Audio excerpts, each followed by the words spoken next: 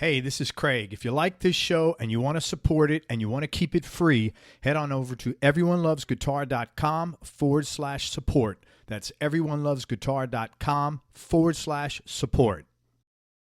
If you're a business owner and you want to increase your cash flow, or if you're a label or artist and you want to promote new music, then listen up. For information about advertising on Everyone Loves Guitar, including information on geographically targeted ads, go to everyonelovesguitar.com/advertise. That's everyonelovesguitar.com/advertise. If you want to buy or sell a home or investment property and you're here in the Tampa Bay area, in Hillsborough, Pinellas, or Pasco counties, then listen up. West Florida Real Estate is a local residential real estate broker that's helped over 250 Bay Area homeowners buy and sell their properties in the last 4 years alone.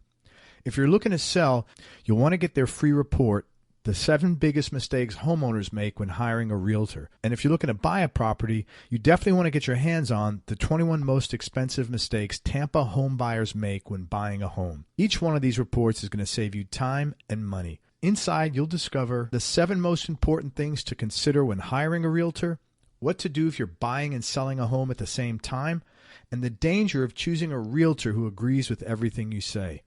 To get your hands on these free reports, head on over to westfloridarealestate.com. That's westfloridarealestate.com. Hey, everybody, this is Craig Garber. Welcome to Everyone Loves Guitar, and we are with Morgan McDaniel today, and he is actually the guitar player of one of my favorite bands called Mira. And we are going to talk with him today. Mira Queen's a very cool psych stoner band out of Brooklyn, which is not a lot of psychedelic bands out of Brooklyn, is there? Or out of the city in general? Doesn't seem like New York is a very rock and roll town. I know. Right? Yeah. It's a shame. It is a shame. Not a lot of people playing the right music or what have you. I know, man. So let me tell you about Morgan. He's actually from the city, from New York City. Nobody calls it New York City. It's called the city. From the city, he grew up on the Upper West Side of Manhattan, and he's now living in Brooklyn. He went to high school of performing arts, which is no more. Oh, it's still there. I thought it merged. Didn't it merge with music and art? And wasn't it one big happy thing? Well, I know for the last at least decade, I want to say, it's LaGuardia School of Performing Arts, the Upper West Side. Yeah. I thought they merged with music and art. And I think there's a few the same name. Okay, cool. And he studied technical theater there, and he's also a graduate from SAE Institute of New York. What's SAE? That's engineering trade school for studio and live sound production. Very cool. He initially man, I hear this. Everybody that has engineering has the same pattern, man. They go. Let me read this because it's amazing how I've heard this story so many times. He initially interned at several top-tier recording studios in New York, including the Magic Shop and East Side Sound. Finding studio work tedious and difficult to elevate in, he moved to live sound, working at places like the Living Room, Wicked Willie's, and Cafe Wah. Cafe Wah is a famous place because Hendrix played there when he first came to New York. All those cats, Dylan, etc. That's right. He recently was working as the front of house engineer at the Iridium, running sound for some legendary performances. And he's occasionally a monitor engineer at Irving Plaza, which is another really popular venue. As far as music's concerned, he actually used to play bass in a psychedelic rock band called the Golden Grass that toured Europe and opened for Deep Purple. And he's also did a short stint as a roadie for Blue Oyster Cult's Joe Bouchard, with whom he's a close friend. And it was from handwritten chord charts that Morgan began to start working into fingerpicking. This guy's only 24, so you must have been doing this since you're 7. He's currently playing lead guitar, as I said, in the Brooklyn-based heavy rock outfit Mira Queen, in which he played on 2 7-inch releases, both featuring a cover and an original tune. And he's a co-writer for their most recent record, which is, I'm going to mess up the title, Verdigris? Yep, that's correct. Third degree. Yeah, great record with a follow-up, which is coming out soon that they're working on now. With Mira, he's got several tours underneath his belt in multiple tours in Europe and one in the U.S. In fact, they just came back from Europe not too long ago. And he's played Roadburn and both Desert Fest New York and Desert Fest Berlin. Morgan, thank you very much, man. I appreciate you coming on the show. Oh, man, thank you for reading all that. It's always good to have people on, like when I know you're playing, you know, that's always like, I don't know. Because I don't know everybody. It's like not possible to know every guitarist that I have on the show, but when I know them, it's like really cool. So thanks, man. Right on. Thank you. My first question, I've interviewed, I'd said another player, but several other people that they go and they get all this wisdom in sound and engineering, and then they go interning, and it's all about, well, who's going to bring me coffee? Sure. And is that what it was like for you? Definitely that's what it's like, especially nowadays, because it seems like, I'm sure as many of those said people mentioned that the studio business is not the most lucrative nowadays, especially with all the technology available for home recordings and home studios and all that. So it was definitely a lot of getting coffee and not a lot of prospects on moving up the chain. Yeah, that's terrible, man. And at the time, I was younger than I am now, obviously, so I was kind of lower on the food chain, as it were. Yeah, that's how it works. So I wonder that was not for me. Do you know Mark Platty? He's in New York.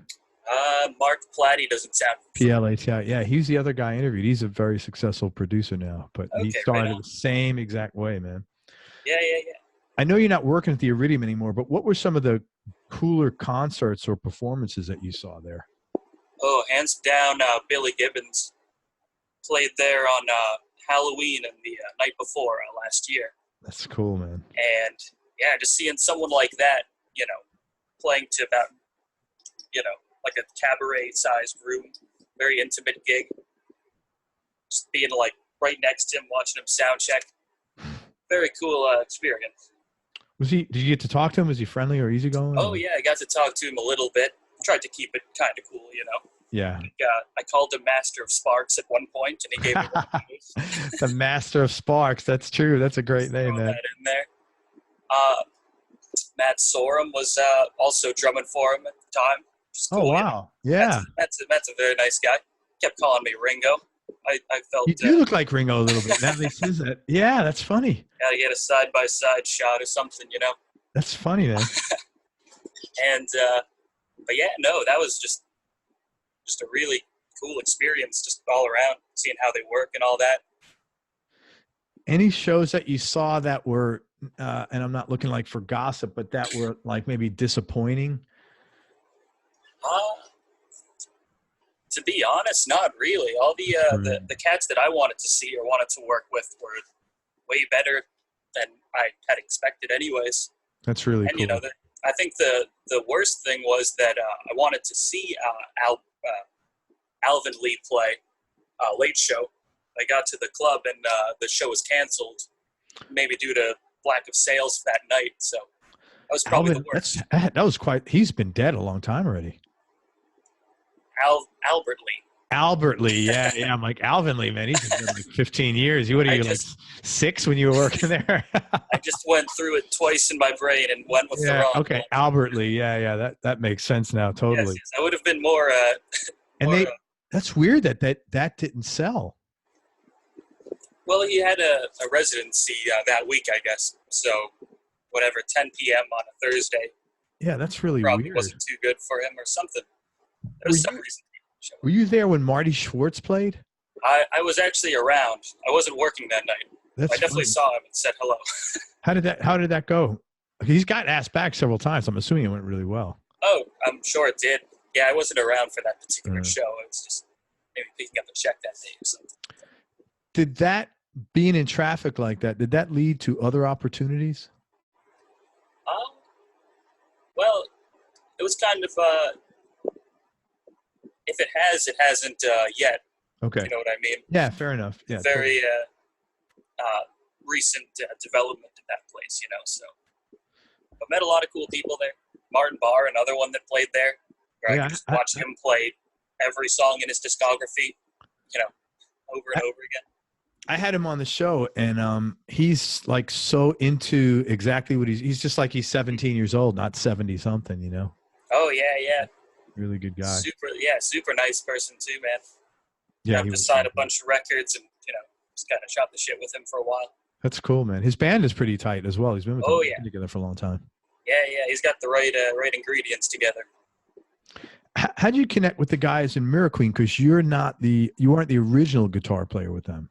That's true. Yeah, they've had a few guitar players in the past, actually. That's just through how small the scene is in New York, and just knowing them through Golden Grass and bands of that ilk. Just, once you're in that kind of circle, everyone kind of knows everyone. Yeah, I knew the guitar player before me was a good friend of some of the guys in Golden Grass. Okay. I knew he left. I knew the other guys in Mira Queen, and then we just kind of connected that way. That's cool, man. And I was playing bass at the time, so I figured, kind of done with that. Wanted to write songs. It's a little more, it's easier to write or to show people songs if it's on a guitar rather than a bass. What's your first instrument? That's guitar. It's guitar. Okay. Mm-hmm. That's really cool. Okay. So since you've been with them, what are some of the top things or lessons or takeaways that you've got about touring, about the business of making music, and what have been some of the highlights? Well, I'd say starting with the highlights, Desert Fest, both of them, New York. We played kind of a small room in Brooklyn, and the draw there was way better than expected, or by whatever standards I have. Packed room. Everyone dug what we were doing. Very, very cool to see. And then Desert Fest Berlin, first show of that tour, and it was basically an airplane hangar. How many people were there? I'd say like 1,000, a little bit more. We were playing a little earlier on in the night too, or the day rather. But yeah, that was kind of a trip just to see that room and all the Isaiah was playing with the Earthless later that night, just being around peers and heroes and all that stuff. Yeah, very cool stuff. He's a very talented player, and he has that one Strat. I think it's an old. Yeah. It's all he's played. Rory Gallagher beaten up. Yeah. It looks just like that. That's what he's played for a long time, man. Yeah. What any takeaways, like lessons or things you've learned about the business or about touring in general since you've been Mira Queen? I've learned a little bit about how to put together a tour of some kind, and just in general how things on the road go. That's kind of vague, I guess, but no, that's a fair enough answer. What's next on the radar for you guys? Both for you and Mira Queen, but for you both in and out of Mira Queen, what else is going on? Anything? Well, for Mira Queen, we're working on a new record, title undetermined right now, but we're working on workshopping the last tune on the record, getting that recorded, moving on to the next steps, etc., and hopefully touring Europe again next month or early next year. Is that on TP again? That record? That'll be on TP again. Yep. Okay. And hopefully going out on a little package tour of some kind. Cool, friends. Man. And otherwise, I play in a few different local bands in New York. This one band called Human Man. You playing bass or guitar in there? I was playing guitar for those guys, and very active. It's kind of like performance art meets Iggy Pop meets Lou Reed meets Rory Gallagher. Kind of throwing everything into something and see what comes out. So far, it's pretty interesting. What kind of where do you play? What kind of clubs do you play that? There's a few clubs in Brooklyn we like playing. Gold Sound for one. The Well. A few in Manhattan, Mercury Lounge. Sure. Stuff like that. You grew up, where on the Upper West Side did you grow up? It's around 72nd Street. Oh, so that's a really good area. Yeah, a really nice area, right near the. A good area to grow up in for sure. Yeah, it's Tower Music used to be around there too, right on Broadway. I think. Yeah, Right? sure. Many, that might have been before my time. Maybe. Yeah, it was. Yeah, you were like young. I used to, because it's right near, what do you call it, Lincoln Center. Yeah. It's around that area for sure. That's very cool. What was your childhood like growing up there? Oh man, it's all right. Yeah, I went to school until high school in the area, so pretty much the Upper West Side was all I knew for a while. Yeah. It was nice. All my friends were around here.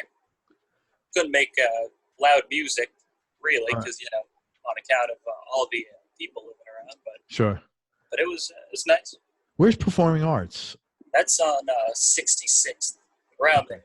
So you like walked? You got to walk? Oh yeah, I had that luxury.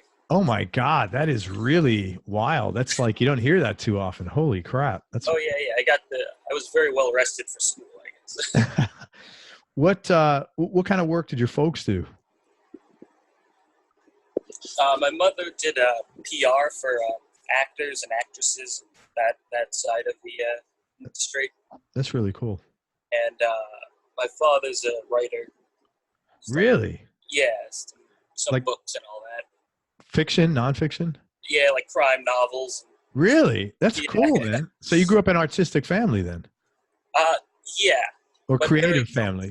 Creative, yeah. Peripherally,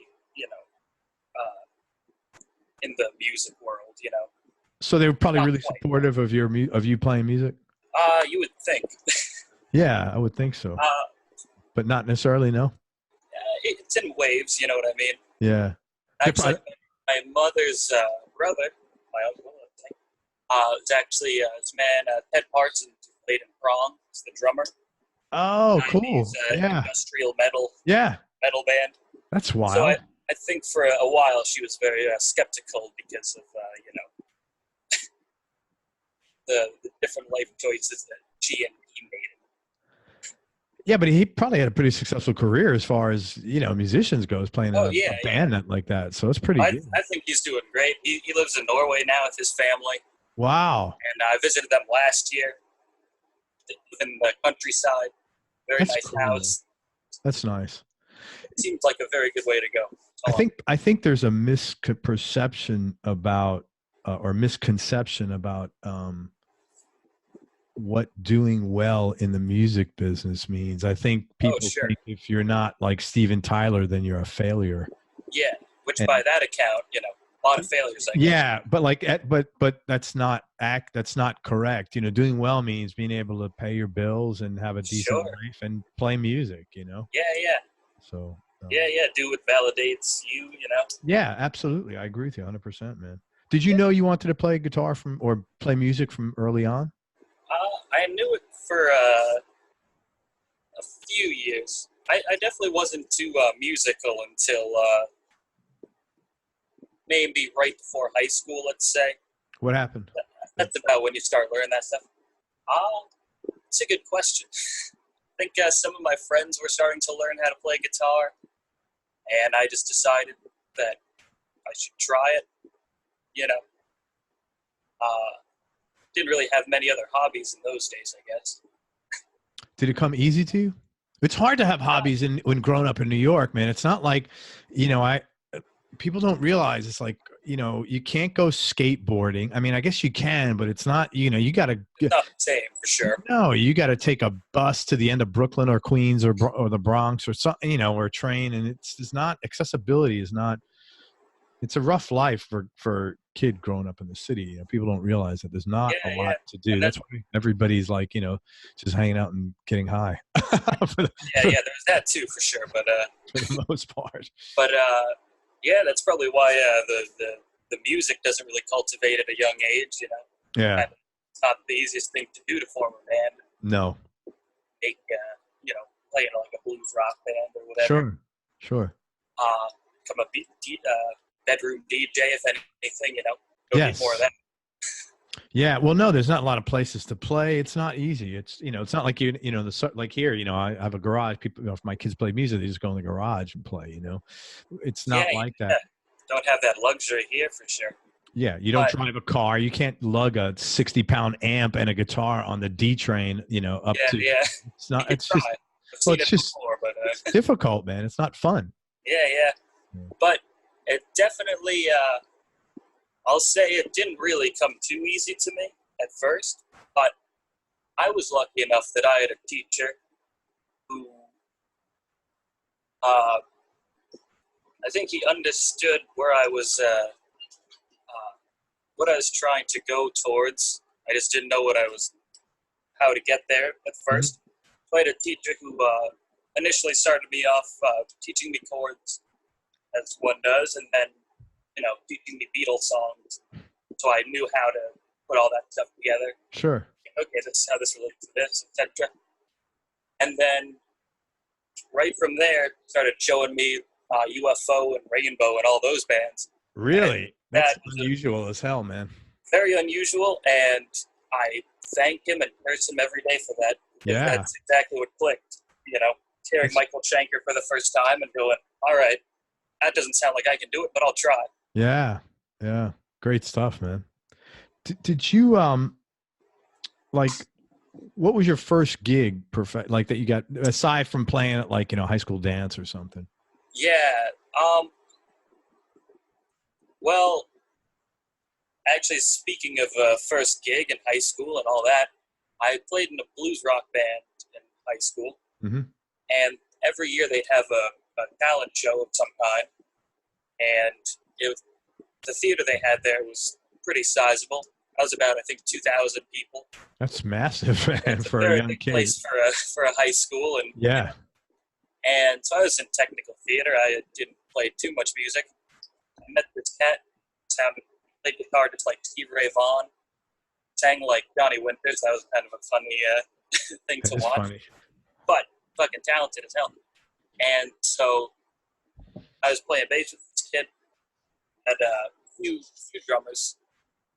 One of which now is actually playing drums for the Lemon Twigs.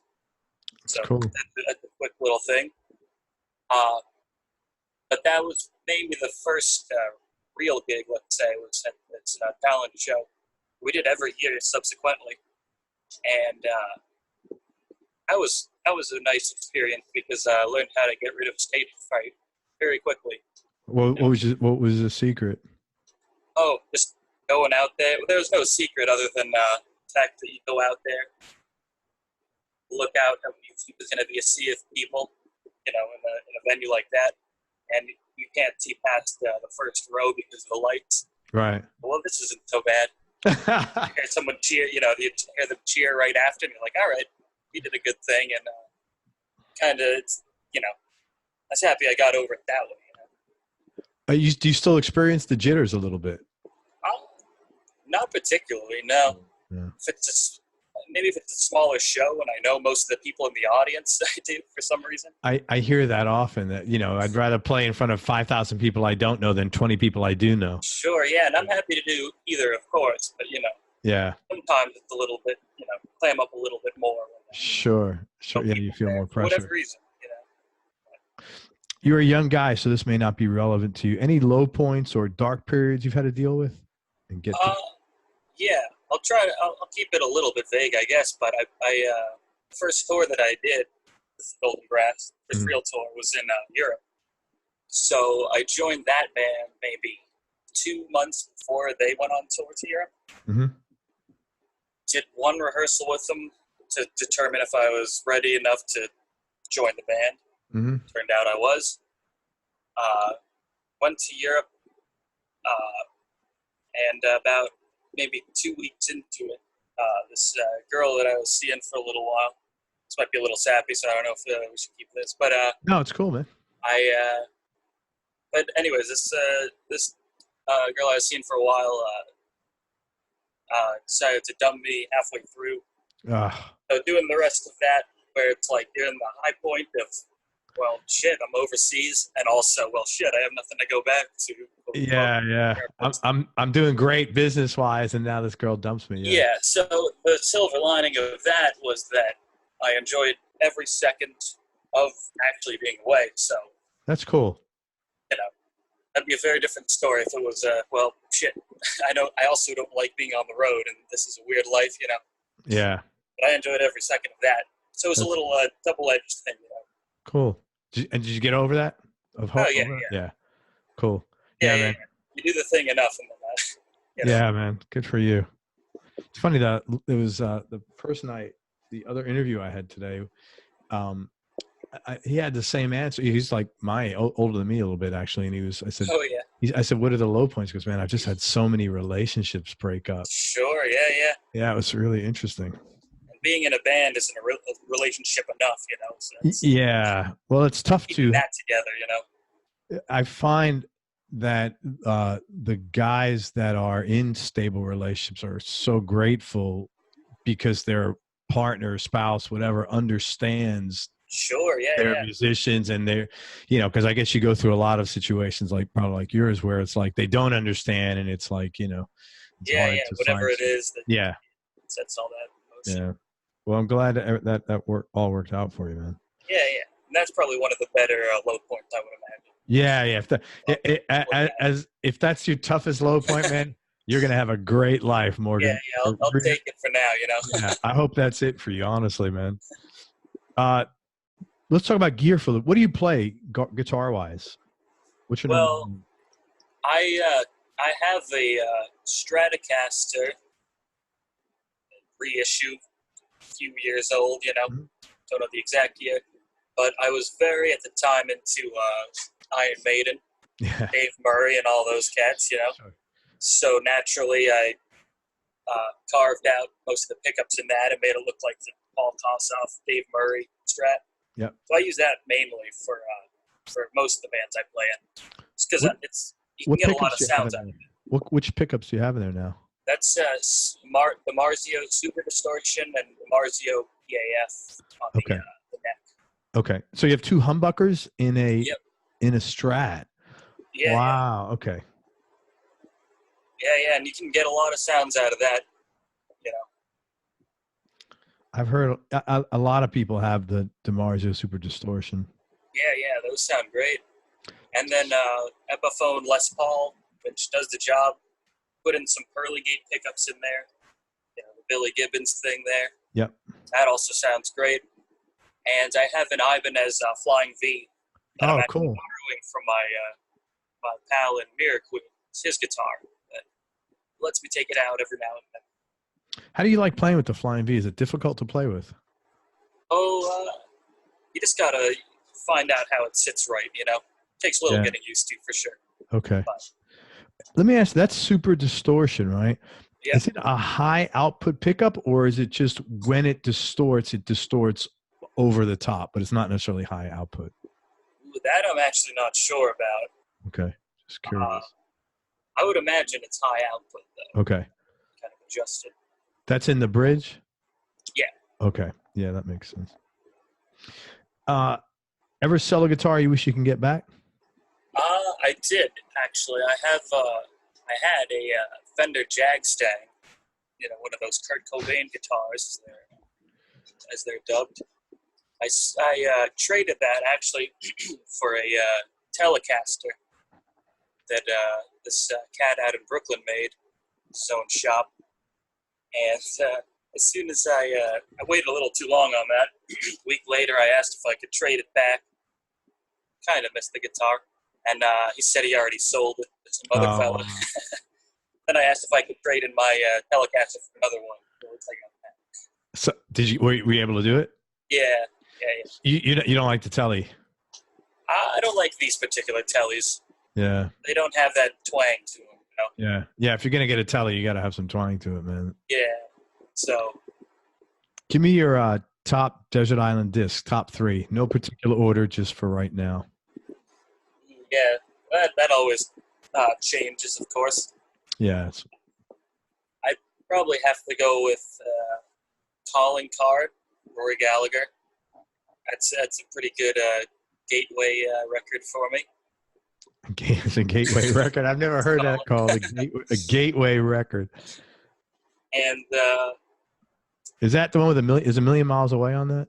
No, that's on Tattoo. He's got that's on so many different records. It's such a great song. I'll take it every record. That's my I was favorite. gonna say it could all be Rory, and I'd be happy with that. Yeah. Yeah. He's definitely he's up there on my list of influences. Go with UFO Force It. It's another big influence. And I guess the first Stooges record. Really? Was Richard Quine on that? Was he the guitar player? Ron Ashton. Okay. Yeah, he died young, I think, and so did Richard Quine, both those guys. I think Ron might have lived a little. Yeah, no, you're right. Ron, he was like from Michigan or something. And I think his brother was in the band too, maybe. Yeah, Scott was the drummer. Right. Yeah. No, he's passed, but he had a longer life. But Richard Quine, I think, played for some of those guys in that whole, the CBGB's kind of scene that back then. He was a real big guitar player. Yeah. Might have been later on in their career, I guess. Yeah. I think, he did a lot of work for Iggy. All righty. What's your definition of happiness? That's definitely a little tough one to pin down, I suppose. Different for everyone, But I guess what you were saying earlier about sort of the success in the music industry or is just whatever just makes you feel validated doing whatever you're doing, I guess. So long as you're living the life you want to live, the way you want to live it. Did you always have that mindset? I'm gonna imagine not. That definitely takes a while to figure out, Yeah. Especially, when you're young, let's say. Yeah, no, I give you credit for having that thought process at a young age. Yeah, and lots of my friends are kind of in that,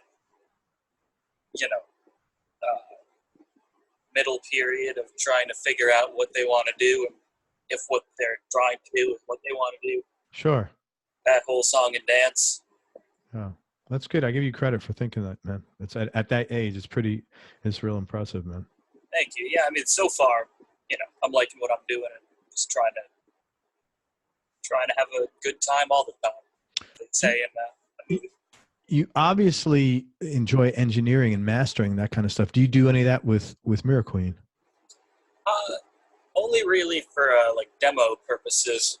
I'll record some sessions of writing songs and kind of tweak them afterwards, and a little bit when we're mixing the record. Yeah. I'll just kind of sit with the engineer and try to translate what we want in engineering terms, I guess. Yeah. Do you think that's something you get into more over time? I would like to. Not as exciting. Okay. I would definitely like to.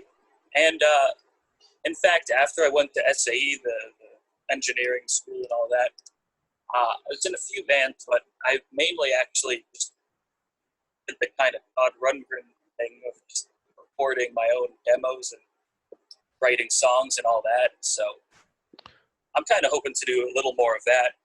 Get back into that, do the whole one-man band-esque thing. Good for you, man.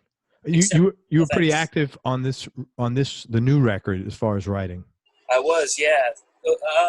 I don't think any of the songs off that record were ones I'd written prior. So. No, I mean the one that's upcoming. Oh yeah. Yeah. Because I think you told me you have one song on Verdigris, maybe. I have two actually. It's that's cool. The first tune and the last two. So let's see here. I got Poignard. Poignard. What is that?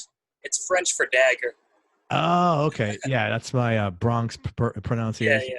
Yeah. Poignard. And Curse the Night. Okay, cool. Yeah. Very cool, man.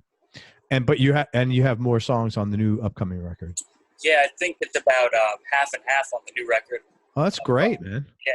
So I'm very excited about that. Our drummer actually wrote the song as well. That's cool. Collaboration on that one. That's started great. Playing a beat. I started playing a lick. Singer started singing a song. So Very cool. Yeah. Every time I've spoken to you, you like, I could see whenever the writing part is mentioned, you get like some energy and enthusiasm about that, which is really Yeah, cool. it's the fun part of the process. Yeah. So, man, I feel funny asking these questions because you're so young. What's the most important thing your dad taught you? Because your dad's going to be listening to this. I know that. Oh, I'm sure. Because I'd be listening to my kids' interview. Let me tell you right now. I think kind of just the overall idea of happiness, I guess, in the sense of, whatever you like doing. That's really cool. He's definitely very supportive of all of us, and he'd be supportive of whatever I do. I would imagine, Do you have any brothers or sisters that are in music? No, I don't have any brothers and sisters in general. Oh, you're an only child. That's okay. Very, very cool. And right. how about yeah, I guess it's all right. That's funny. Yeah, because I'm I'm thinking it from a parent standpoint. Like we had 3, it was like chaos. Oh, sure. But from a kid standpoint, it's like great. I had a brother and my kids each had a brother. I had a room to myself. It was great. How about your mom? Most important thing she taught you? Tenacity, and to just overall drive. That's to cool, get man. To set point. That's really cool. She's a very hard-headed character, so I describe her. That's great, man. I think it's good that women are like that. Oh, yeah. Especially as a professional, especially in New York City, man. Mm-hmm. So again, she did the whole PR thing and all that, so that's her kind of. And you can't be you can't dick around with that. You got to be full on. Talk about a specific experience that you had that either changed your life or changed the way you think about things. If you've had one. Well, definitely the first European tour, I think, where it's just kind of like the idea that, this isn't too crazy of a dream to be on the road. And, okay, so you had like your dream actualized and realizing that. Yep, and then later, in some way, opening for Deep Purple is definitely somewhat of a peripheral dream of just a band that I saw, a year before at the Beacon Theater, from the way back of the room. All of a sudden, I'm seeing them side stage after opening for them. Pretty nifty experience. So I got a few questions to that. So, and again, I give you credit because this is pretty mature thinking. When you realize, hey, man, this is real. I can have this dream. So what did that allow, what did you get out of that? Like